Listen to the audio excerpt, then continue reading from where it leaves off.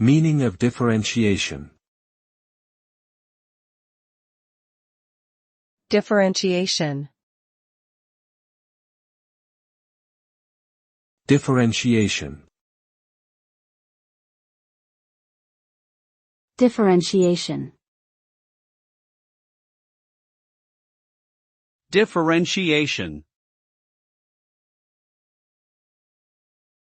Differentiation refers to the process of finding the derivative of a mathematical function with respect to one or more variables.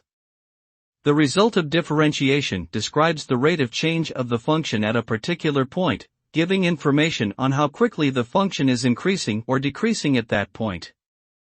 It can also be used to find the slope of a curve or the equation of a tangent line.